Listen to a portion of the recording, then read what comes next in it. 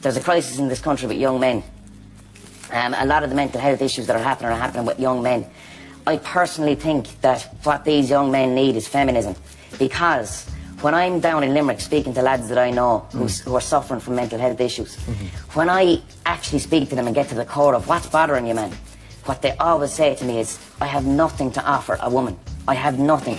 How am I supposed to provide for a woman?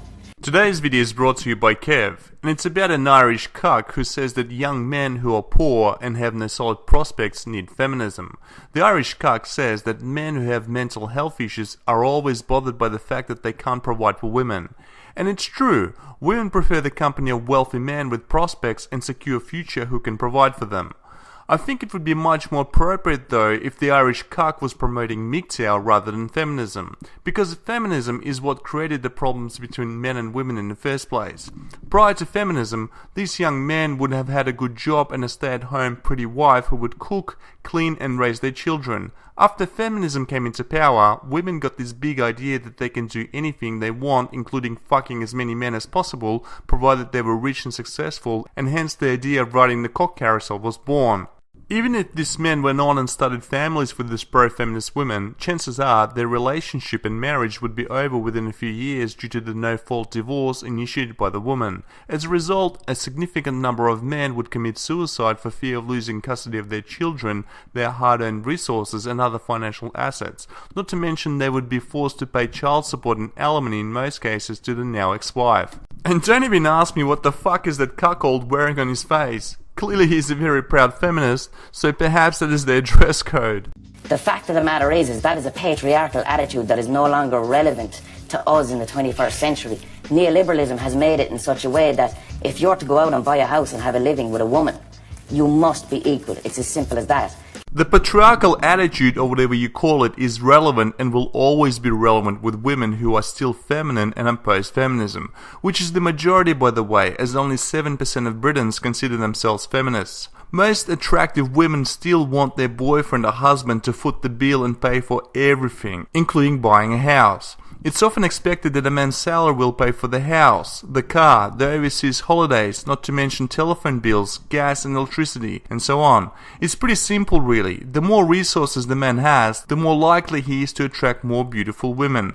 Wealthy men have always been popular with the opposite sex, so you can shove that neoliberalism up your feminist ass. So if young men are carrying around this faulty view that they must provide for a woman, forget about it.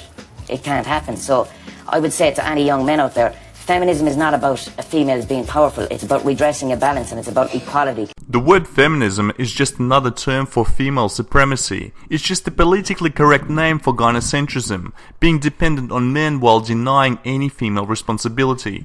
Feminism is a tool of state socialism. With the rise of feminism, they were able to put women into the workforce so they can be taxed along with men, trim down families and population, and make sure that the state controls childcare and education of future children.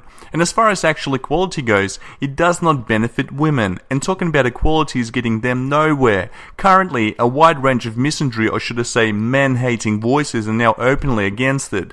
Ironically, gender equality actually benefits men. Equality of opportunity means that women actually have to work and produce and not leech off men.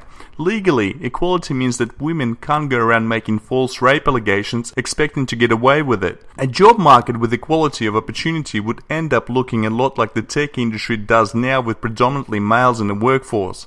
Women would be left out in the cold because they couldn't compete for jobs, and they couldn't get married unless they worked to show that they could add to a man's life. So if this dumbass Irish cuck really believes in freedom, practical equal rights and responsibilities, then he is absolutely nothing like a true feminist fucktard.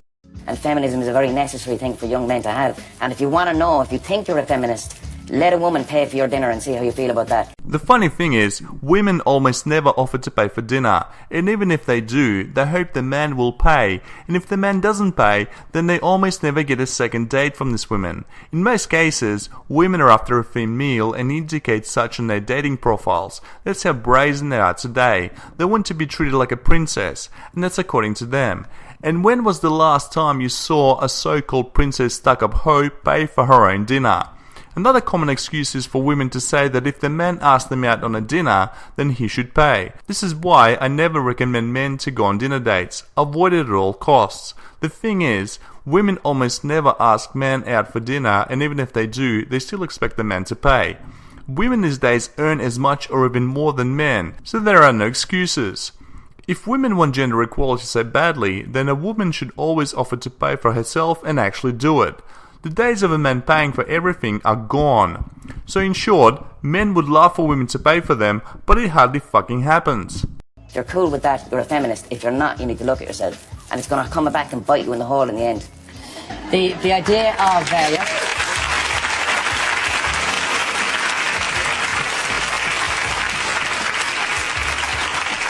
I wonder, are we getting better at that, just to dwell on that for a moment? Are we getting better at the idea of the equality of not saying, how do I provide for a woman? That to me now almost feels like an old-fashioned sentiment. It is outdated, yeah. But we know this consciously. But it's still in there, isn't it? But yet it's still there because... even among the 20-somethings? Absolutely, it's still there because their parents had it. Yeah. There was, like, in the 60s and 70s, like... It wasn't acceptable for women to work in Irish society. Yes, yeah. Some of them were like, you get married and like, you have a job and you're married, you can't do that. Yeah. Because De Valera wanted the land of comely maidens looking after their families. Yeah, because in the 60s and 70s, a man's salary was often enough to raise a family and married women did not need to work. And even today, most attractive young women still prefer to be looked after and provided for by a man who works and makes all the money. These married women are only too happy to stay at home and not have to work. The problem is that roughly 10% of the males are able to afford to pay for this. And even then, they end up in bitter divorces and custody battles for children and finances. So we still have this hanging around, but it's on an unconscious level. Misogynism. Young men use misogynism and objectification to women. They do this so they can avoid a meaningful relationship. What are you talking about, you idiot? Guys appreciate a woman's youth and beauty. It's hardwired into us, and it's biological in order to procreate. Furthermore, attractive young women thrive on the fact that men objectify them. Men do not objectify to avoid a meaningful relationship. Men avoid quote-unquote meaningful relationships today because women demand too much and offer too little in return. Feminism has ruined the modern woman, and men are finally starting to realize that. This is why feminism is cancer.